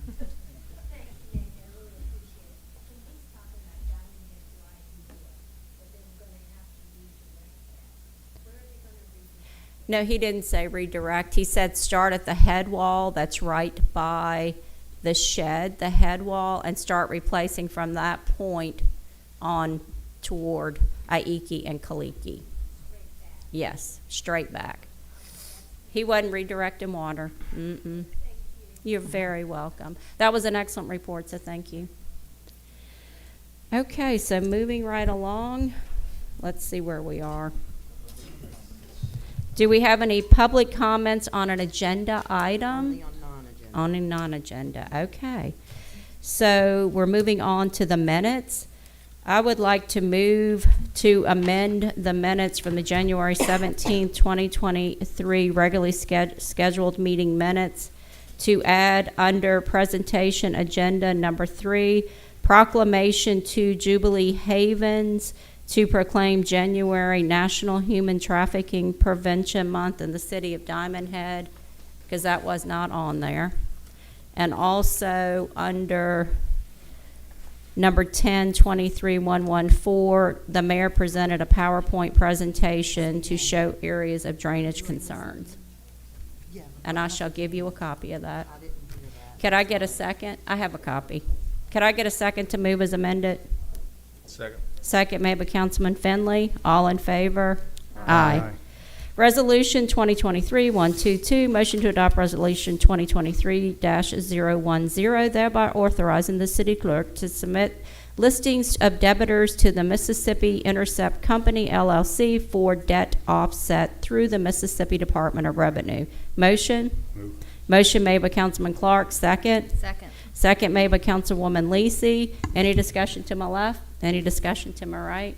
All I've got to say is that is a large amount of money, so great job, city clerk. That's the second one. We did one Yes. before, so, yeah. This one looked shocking. City clerk? Finley, Yes. Lisi, Yes. Cumberland, Yes. Clark. Yes. Marr. Yes. Mayor. Yes. Resolution 2023-132, motion to adopt Resolution 2023-011, thereby authorizing the submittal of application to the Mississippi Department of Finance and Administration for Mississippi Outdoor Stewardship Trust Fund grant in the amount of $250,000 for the Boardwalk project in conjunction with the Noma Drive Improvements Project. Authorize the city manager to execute necessary documents and for other related purposes. I so move. Can I get a second? Second. Second made by Councilman Marr. Any discussion to my left? Any discussion to my right? City clerk? Finley, Yes. Lisi. Yes. Cumberland, Yes. Clark, Yes. Marr, Yes. Mayor. Yes. Consent agenda items. Could I get a motion to approve item 4, item 5, remove payment in the amount of $8,000 from Akiki, number 6, not number 7, it's been removed, 8, 9, 10, 11, and 12. Motion made by Councilman Finley. Could I get a second? Second. Second made by Councilman Clark. All in favor? Aye.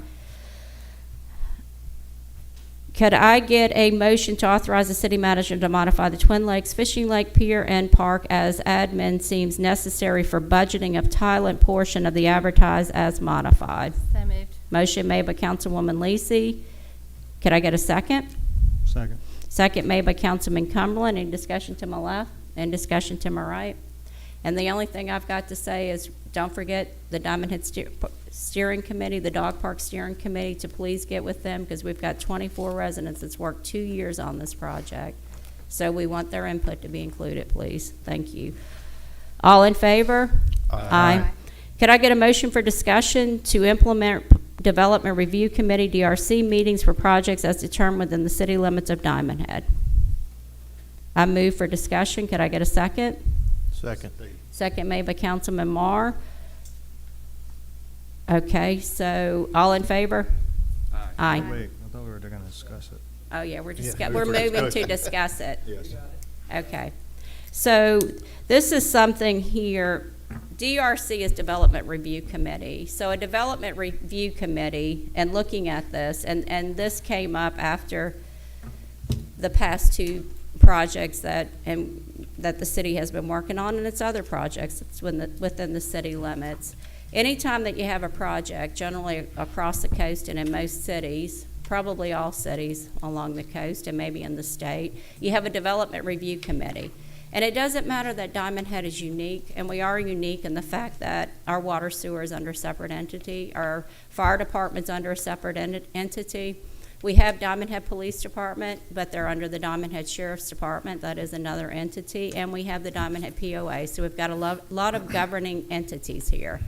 But when you look at a city, their engineering department, let's just take Biloxi, is not in the same building as City Hall. Their police department's not in the same building as City Hall. Their public works isn't in the same building. So if you just remove the fact that we've got different governing entities, we're comparative and similar.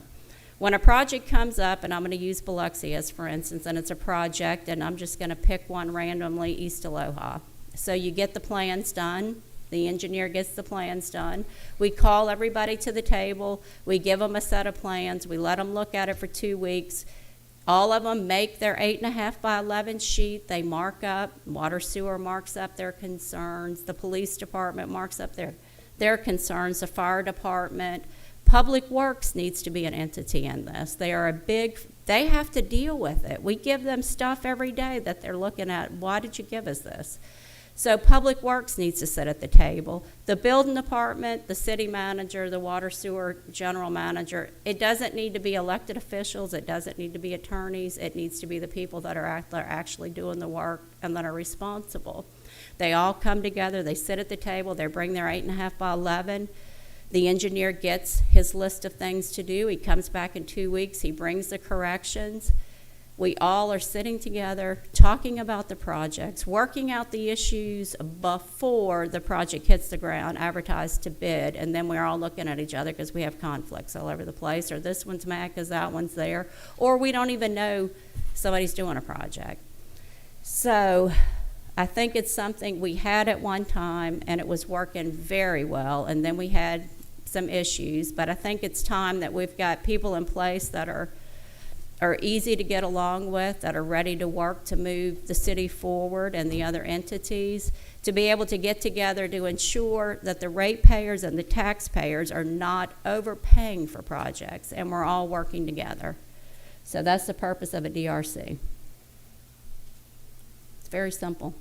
Have you discussed this with the other parties, like the fire department and the water and sewer? No, because we have a city manager that can reach out and discuss it and see. Well, I know, but you're bringing it before us to Mhm. like get it going, so I just would think that we'd want to at least feel We them already out. have a policy for this in place.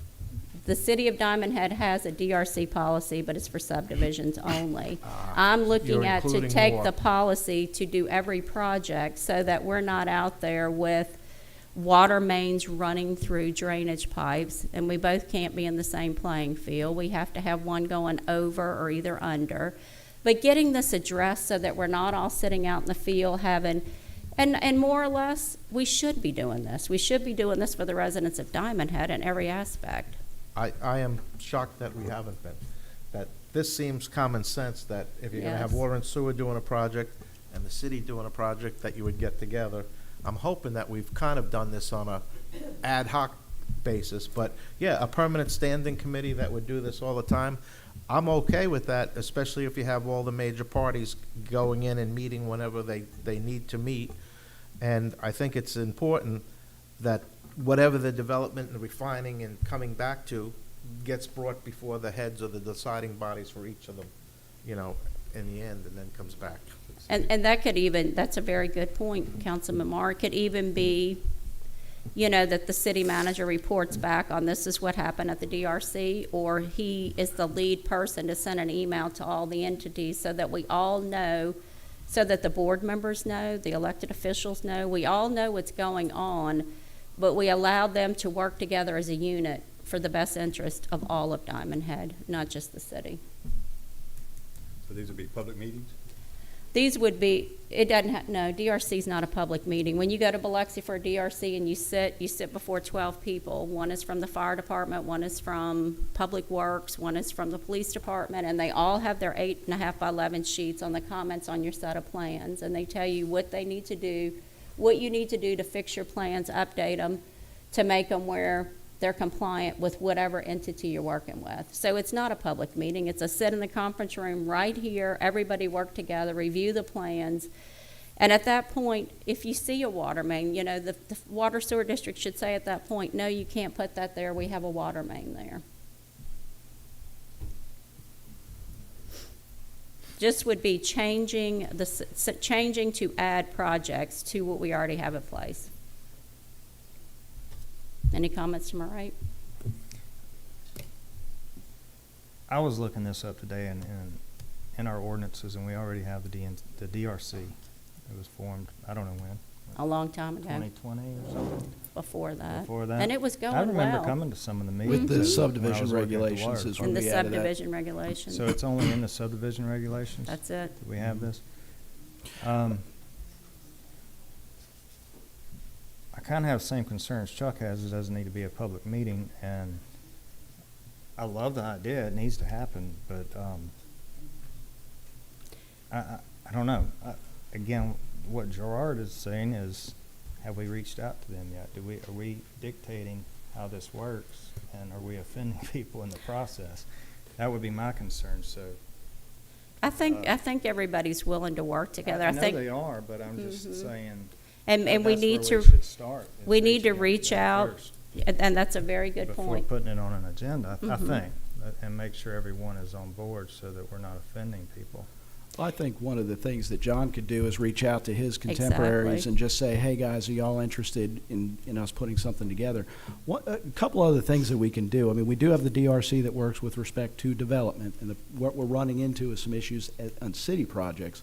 One of the things we can start doing and requiring of our engineers when they design these is, hey, guys, have you consulted with these other entities to make sure that halfway through our project, we don't find a water line we didn't know? So that's what we're kind of running into. But the other thing, and John has started this, and I applaud him for it, is reaching out to his counterpart, especially with water and sewer, and giving them a heads up in advance. A lot of the engineers have overlap between the two entities. We could tell our engineers, hey, you know, road paving is one of the big things. You know, we've got to let water and sewer know well in advance when we're thinking about road paving, maybe even before you guys kind of approve it, to advertise, because they've got to order rings for the manhole covers, things like that. So if, you know, even if John and David get together more regularly, or report to their board, or have, you know, invite David here and say, hey, what are your projects going on, to start some of that dialogue, and we would avoid any kind of open meetings issues or anything else if there were any elected officials or board members involved. The other thing that, you know, you can all think about is, you know, simply, you know, you could talk about an amendment to the ordinance if you want to include different projects, but have John kind of do some digging, talk with our building officials, talk with Public Works, talk with the other entities, and have him make a recommendation. Hey, here's what I think. Because I've heard some great ideas. I've talked to John about this. I've had some, some of them we might run into open meetings issues, so we could solve it by doing something else. Or do we need an amendment to the ordinance? But have John kind of do some digging and make a recommendation to y'all after he's reached out to those folks. I really think that And would I go think long that's a way. good idea. We don't need to, so this does not need to be a public meeting. It's not a public meeting along the coast. It has nothing to do with board members or elected officials, and we should not be putting our Well, nose if in we, it. yeah, it just depends on It has to who's there. be You're right. to the people that are actually doing the work. What we're doing now is not working. It's not working. We clearly see it. It's only getting worse, whatever we're doing, so we need to turn it around. DRC works in every city in the state. Everybody's doing it. So it's on the agenda because we already have it, but we're not doing it. So it's So on it the was time agenda to to implement. remind people, hey, maybe it's time because, we're in situations with projects that we may not can get out of right now, that we could have avoided had we had all, and maybe not we could, well, we could have. So we need to be able to sit down. And I think it'd be good, John, you've got a good personality that you can work with folks, and I feel that you can pull this together, get the fire department in here, the police, the water, sewer, and projects, and everybody sit down, go over the same set of plans. Everybody give a 8.5 by 11, then you've got documents. Picking up the phone or emailing doesn't work. You need an official document saying this is what I need on the set of plans to be done, and then everybody's accountable. That's the goal we need to be, accountability. I like the accountability, but what Derek said, I think, is also important about getting our contractors and engineers in on. It's like, if you're going to dig, everybody knows dial 811 to find out.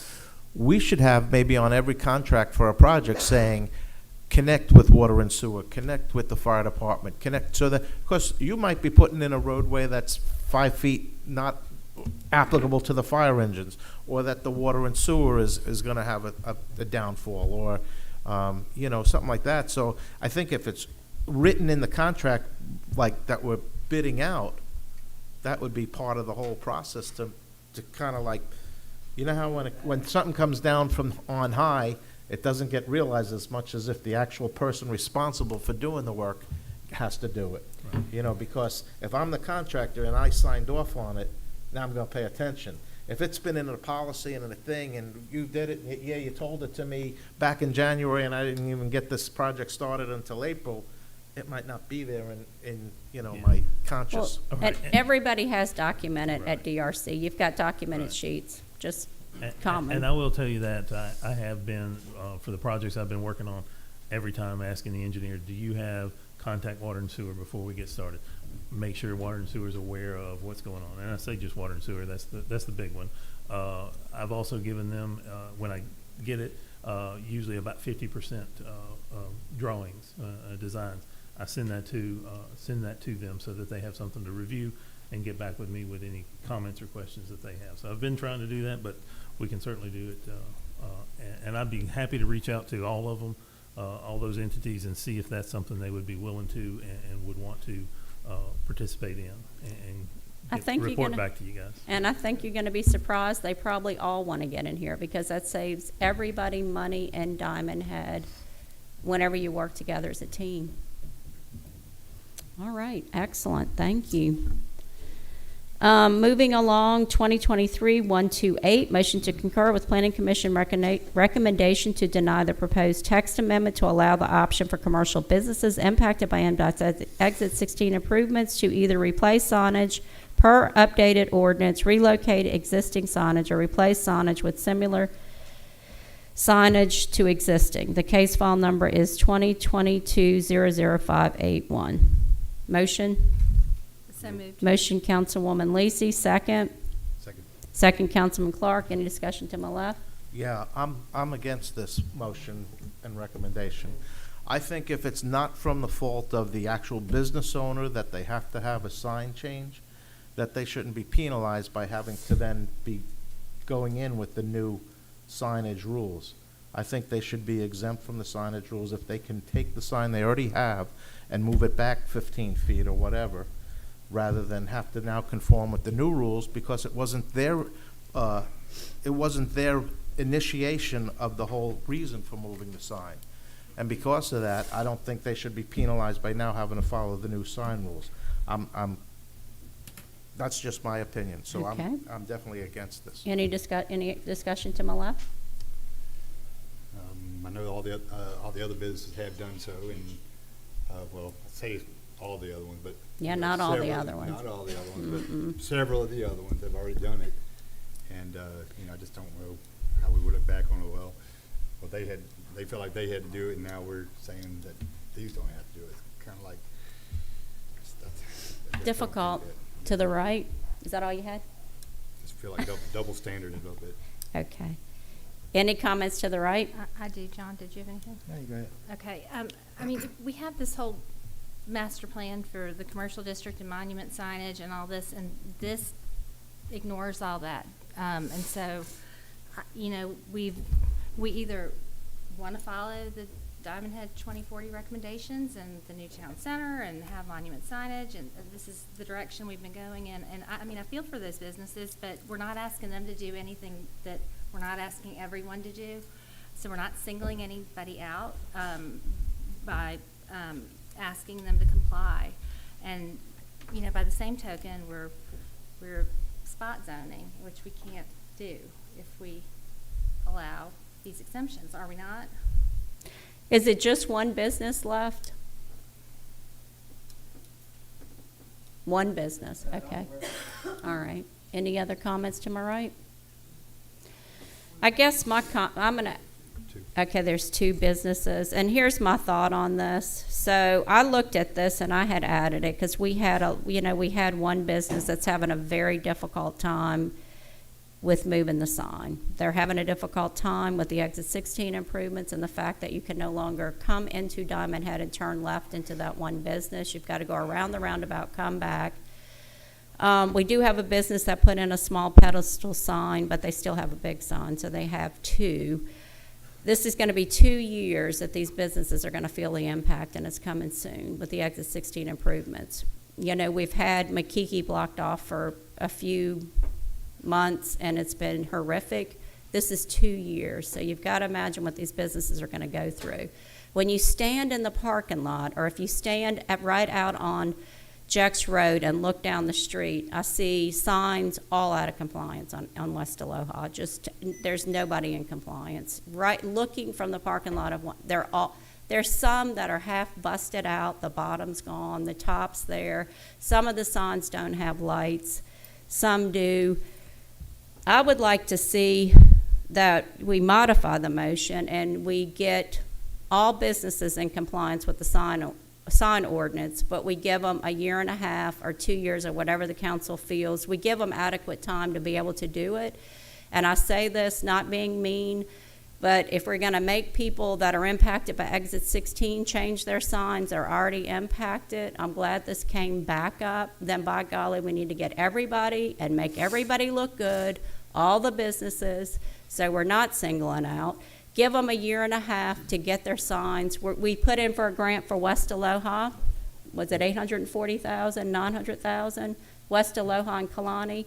So we put in for grant funding this legislative year. All of those signs are about to have to be replaced as well in that area. So we might as well blanket it, 1.5 years, give them, and everybody get in compliance. That's just my thought. I don't think they need 1.5 years to get in compliance, do they? They probably, maybe a I mean, year. I agree, everybody's signs need They need an to be in improvement. They need to all be in compliance, but How much time do you think they need? I'm asking, what's reasonable, I don't know. Hey, right now, the sign ordinance, these signs are legal. They are non-conforming pre-existing signs. They are legal until one of several things happens and they lose that non-conforming status and they have to then change. That's what the ordinance says. That's been the ordinance that's been on the book since 2014. So that's what it is. If there's something you all want to do with respect to the businesses, that's one thing, but this proposed change is problematic the way it's worded, and it is probably not legal. If there is something else you want to do, and we can talk about it, and we can talk about ideas, but this is not the way. And planning and zoning 6-0 voted against it. In fact, Keith Co's own attorneys spoke out against it and pointed out that they believed it was spot zoning. So there's What just can a we- lot of problems with this, and that's why, so if there is something that you want to do, we can explore it, Mm-hmm. but the way this wasn't the answer. We do want to explore, I mean, I think most of us do, explore getting everybody in compliance with the sign ordinance, because if we leave it, we're just grandfathered, it's gonna take us 20 years. And that's. 20 and years that's to how get you- everybody in compliance. And that's how you do it. That's how cities enact new codes. Okay. It takes time, but each time there's an act, and that's why you don't Mm-hmm. allow businesses to, well, but this business, that business, you enforce it universally so that you do not have legal problems of saying, well, you didn't enforce it for this guy, but you didn't enforce it for that guy. So it has to be applied universally, but this is the way you phase out those signs, just the way we did it in 2014. Okay, do we all think that's a good idea? I mean, I think it's a good idea Universal? yeah, I mean, universally. No, because we have to No, write the but- motion. think But your whoever- your recommendation is to. We table this for now? Well, no, I don't think we need to, I'm sorry. I would ask that we not table it and deny it and then come back with something properly worded. Is that what your recommendation is, Jared? That would be my recommendation. So, and the wording, we need to give them ample time to be able to change their signs out. But we do need to be uniform. We're not uniform. And I feel, we're being difficult on the Exit 16 businesses while we look down the street and there's busted out signs. So let's just all be in compliance. So what motion are you gonna, and what is the time frame? Can you all visit the time frame? We want to give people enough time to save up money. Signs are very costly. It's up to the council. I mean, typically, the way we do things is if we're going to change an ordinance, you guys send it to planning and zoning, they have a hearing, they make a recommendation to y'all. It doesn't have to go that way, but that's the way we typically do it. The recommendation right now from planning and zoning is not to make this change, and that's what's before you right now. If you guys want to explore an additional change, you can either send this to planning and zoning and say, give us something that you want to work with, or you guys can come up with something on your own and propose. Can you come up with something for us on our own so that we can make it where everybody's in compliance? I can take a stab at it, but again, my concern with changing anything is making sure that it's also fair to those businesses that we've already enforced this against. That's a concern that I've got. So I'll see if I can come up with something that's legal. So what we want you to come up with is something to make sure that all the businesses are in compliance, not, Well, again, we have that. The ordinance says if you're not in compliance, so if you mention a broken sign's not in compliance, we No. could send the code enforcement officer out there right now, and they've I'm got talking pedestal But signs. if you are changing your sign, you have to go to a pedestal sign. If you're not changing it, you don't have to, and your sign is not illegal. But we'd like to see pedestal signs. That's where We we're w- coming from. We will, whenever those signs either are damaged, blown down, changed. That'll be That- 20 years from now. Well, So and it we're has trying to taken- ask you how to speed that up. I hear what you're asking me. What I'm telling you is we legally, can't it's do that. problematic, but let me Okay. take a look at it. But if I heard you correctly, what you are saying, though, is that for the signs that are broken and damaged, the code enforcement could deal with that right Sure. now. So I would. Absolutely. John, can we kind of ask that department to take a ride around and see who might need to make some repairs and Or call me. No, I'm kidding. I do have a list. I mean, Okay. Yeah, I mean, Okay. look, there are some options for us. Let me come up with some ideas. You can put an expiration date on the grandfathering, which is kind of what you guys are talking about. That's exactly what we're saying. We just have to kind of take a look at that. And that's Because you're what- right. I mean, the sign ordinance has been in place since 14, and to a large, it's been followed. Every business that has had to follow the new sign ordinance. But a lot of them, it just hasn't come up yet. So is there a way of speeding up this process? That's what I'll come back to And I y'all with. think that's what some of them are feeling. They've got the pedestal, and then you've got the ones that have the big high signs, and they're feeling, well, they have the big high sign and they're grandfathered in, but I've got to have the low pedestal. Their days are numbered. All They- pole signs days are numbered in the city of Diamond Head.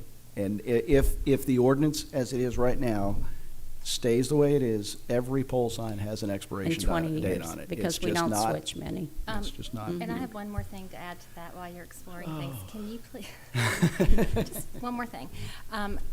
We have a sign right now for a business that's hasn't been a business, doesn't have a business license, and Diamond Head isn't registered with the Secretary of State's office. And there's a sign on a building with nothing in it. And I think we need to explore, That's you a- know, that's an a code. ordinance that says That's a if- code if you- enforcement if- issue, probably. If you don't have a business license, an active business, whatever it needs to say to be legal, people don't need to have signs up for businesses that are not there, in my opinion. And I'd like to see the grandfather have an expiration date, but that's just me. I agree We with can that. look at it. My decision to eat at a place, shop at a place, fill up my car, is not gonna be based upon their sign, how high it is or how short it is, okay? But I think it looks great. I'm all for the low profile for sure.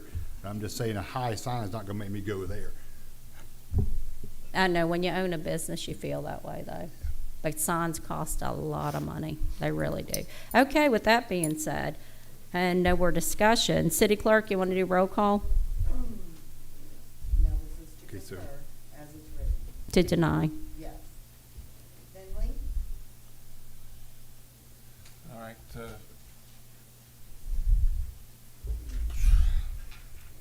You can start with me. Does Councilman Finley need a moment? You want me to go backwards? Yeah, go backwards. We don't care. Mayor DeBrio? No. Councilman Lamar? No. Councilman Clark? Okay. I wanna make sure, which may be Shane's thing here, is what exactly is it we're denying, approving, motioning, what? The What two exactly the is it? two businesses have to get pedestal signs. Yes. We're not, You're concurring with the planning and zoning recommendation. To not change the ordinance. Which would mean the sign has to be replaced. no, the motion is to accept their recommendation to deny this text amendment, which I've just told you is problematic. So we're denying what they brought to us. They're recommending You're that voting- you deny what was No. brought to them. You did. No, I voted no, You voted no, you voted not to concur. not to concur with their recommendation. That's right. You voted, You're voting You got against two no's P&Z. and a yes. No, All I right. voted no not to concur with the recommendation of the planning and zoning. how it's written. That means we're open to have a new thing presented at the next council No, meeting. that doesn't mean that. That means that you want to approve this, and that's what I'm suggesting to you. You do not want to I approve don't this want to because this approve is. their this- recommendation. So you voted right then. No badgering the witness. Moving right along, City Clerk. We've got two, you've already called three. Who did I call? No, Go back to one, I mean. Go back to Councilman Finley. He started all this. no. Okay, so, just to be clear, I am voting to concur with the P and Z recommendation to deny this. That's a yes. So that would be a yes. I mean, that wasn't me a yes, but yes. No, I was a no. I know. She was no, he was no. That's right. I was saying, she said I- yes. I agree with the planning and zoning. Okay. Okay. Recommendation. We have Councilman Cumberland. I agree with the planning and zoning recommendation. Okay. I agree with the planning and zoning. I mean, so that's- it's 3-3. Wanna do it again? So that means it fails because it's a tie, right? Needs 4 to win. What does that mean? They made a recommendation not to make a text amendment, and you guys there's no text amendment as it stands right now. Even if you guys agreed to the text amendment, you guys would have to affirmatively vote, we want to change the ordinance to do this, which we haven't done here. So it's just mute. Moving right So along. there's no, as it stands right now, Okay. there is no text amendment to the city ordinance with respect to signs, but I have been directed to take a look at it. To take a look at the grandfathering expiration And, date. and, So that we and can I'm, make something. And council, you might could have told us that 20 minutes ago. well, All right? what time is it? I don't know. So- It's No. midnight. I'm going to tell you what I'm going to do. I'm going to talk with John. I'm going to talk with our building department. I'm going to give you guys something that will be legal and can potentially solve our issues. Thank you very much. And I cannot tell you when that will be, but it will take some time, and I'll keep you updated. All right, I'll do it as moving. quickly as I can. Thank you. Moving right along to 2023-130, motion to schedule a performance review of the city manager to make this an annual review performed during the month of March. Can I get a motion? Motion made by Councilman Clark. Can I get a second? Second. Second made by Councilman Cumberland. Any discussion to my left? Any discussion to my right? I have some questions. So when you do a performance review, and of course y'all know I would, so looking at the performance review, I think we need to have a format laid out, which I hadn't seen anything. You know, a format laid out, questions, evaluations on of what we're evaluating, topics. So I think we need to work on that before we do the interview. We need to be as prepared as we can be. So maybe we need to, so how can we do this without? Yeah, you all cannot do it without Doing a workshop. having a maybe. meeting or doing a workshop, and even that, I mean, this is a discussion for a executive session. Legal Okay. can assist you with some ideas. You know, this was part of that original recommendation that we had when we brought John on Right. to be the city manager, was that, and one of the things that I've said for years is, look, you guys only manage a few of the employees. One of the complaints, well, you know, we only have a few employees that are under our purview, but one of them is John.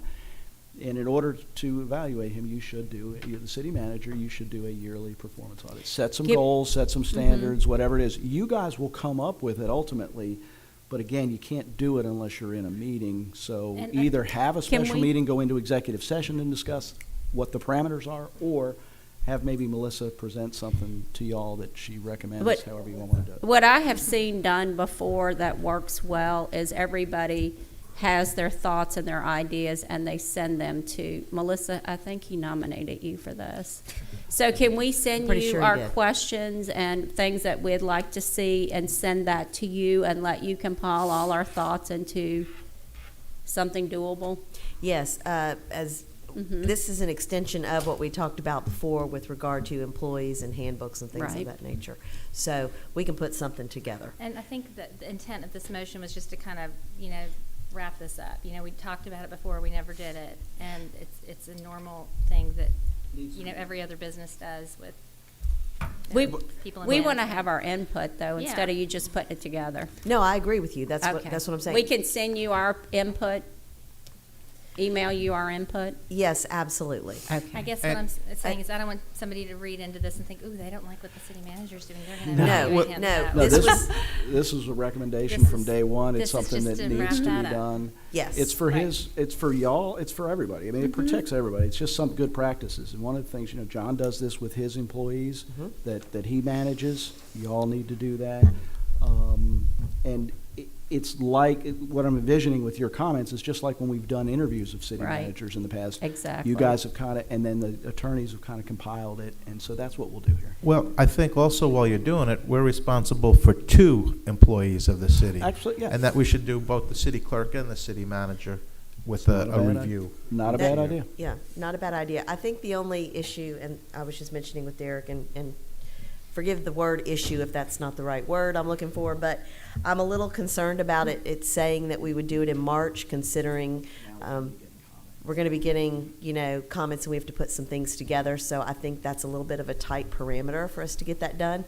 But again, maybe, John, what is your anniversary date? Is it July?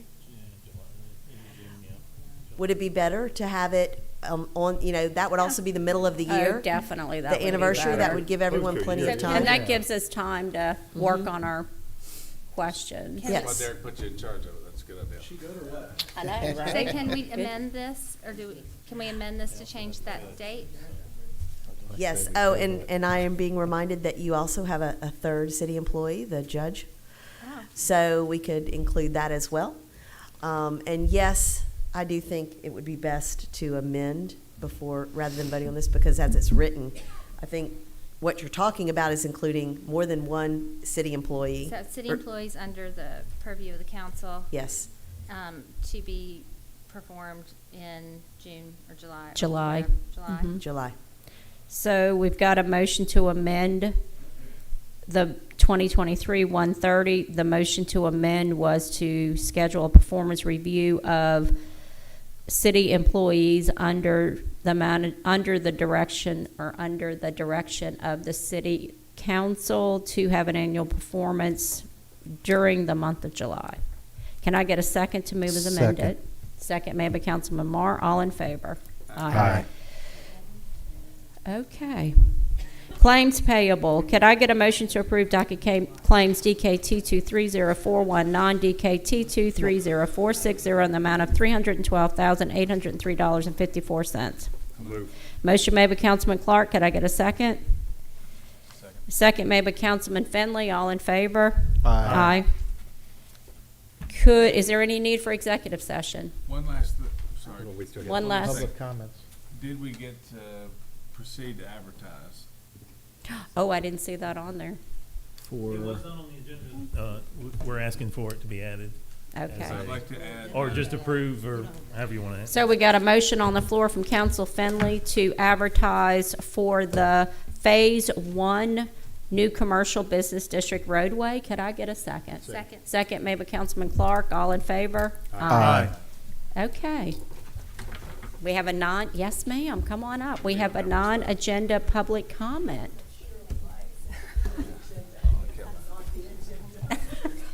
Oh, was it on the It was agenda? an excellent report on the water. Okay. The Wagner report, it was an excellent one. And I hope they can all get to work together, Mayor, as you recommended. Because Yes. you mentioned Biloxi. I'm from Biloxi, where they're still digging up Division Street. Voila! That's been endless. But my question then is on the Wagner report, and as I'm understanding what you're saying is that you're not really going to honor the Wagner report, or are you? If you aren't, what are you going to use? Will there be priorities? I mean, I understand that certainly there are some places that are literally flooding. So there's something that has to be done for those areas, but that's not going to be forever. And a lot of these areas are flooding because of infrastructure problems due to neglect, because nothing was done in those 3 years once you received the Wagner report. And I'm tired too. I need to be at home and in bed. I'm normally in the bed by 8 o'clock. So my question is, how will those priorities come up, and how will residents be informed of those priorities?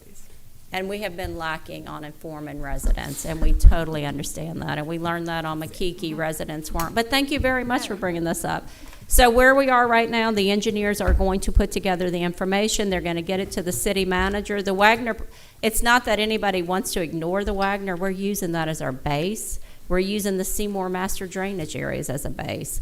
But we're also looking at new drainage areas that are flooding, that have come up after the Wagner report. And you've got to look at drainage yearly. It does change the dynamics. It's going to go to the city manager, and then we hope, like he said, if we get the match funds of the $2 million for the ARPA funds with the $2 million we already have, we'll be able to do all the projects. So, but if not, we'll be able to prioritize, and it's probably going to be by who's flooding. But you brought up some excellent topics that we need to discuss. So thank you. Thanks for coming. Thank you. And thank you for sitting through this long meeting. Yeah. It was enjoyable tonight, I do believe. It's past a lot of our bedtime. Yes, it definitely passed mine. So is there any other business before the city council that needs to be addressed? With that being said, could I get a motion to adjourn? Motion made by Councilman Clark. Could I get a second? second. Second by Councilman Cumberland. All in favor? Aye. You all have